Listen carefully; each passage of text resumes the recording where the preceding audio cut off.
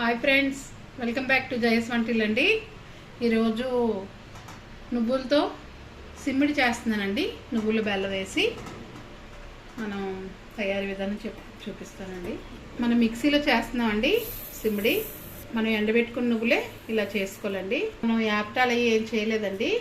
ఎండబెట్టుకొని అలా మనం మిక్సీ చేసుకుంటున్నాం. మిక్సీ చేయాలండి, పొడి చేయాలి ఫస్ట్. అప్పుడు బెల్లం యాడ్ చేసుకోవాలి, మళ్ళీ మిక్సీ చేయాలండి. మనకి ఇలా మిక్సీ చేసామండి. మనకి చూసారా ముద్దలా అయింది. ఇప్పుడు బెల్లం వేసుకొని మనం మళ్ళీ మిక్సీ కొట్టాలి. మనకి చూసారా ఎలా అయిందో, ఇలా మనకి ఈ టైప్లో అయిపోతే సరిపోద్దండి. ఇది సిమ్మిడి అండి, చాలా హెల్దీ. మనం తినడానికి కూడా నాగల చవితికి పుట్లో పాలు వేసినప్పుడు ఇవి వేస్తారండి. చాలా నాయందుడికి కూడా చాలా ఇష్టమైంది. ఇలా చేయాలండి వంటలు.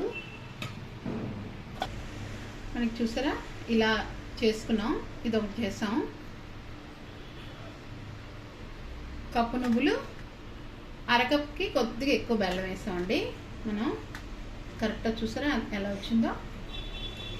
నాగల చవితి అంటారు కదండి, దివాళీ అయ్యాక అప్పుడు పుట్ల పాలు వేయడానికి ఇలా తయారు చేసుకుంటారు. కొందరు నల్ల నువ్వులతో చేసుకుంటారు, కొందరు కడిగేసి నువ్వులతో చేసుకుంటారు.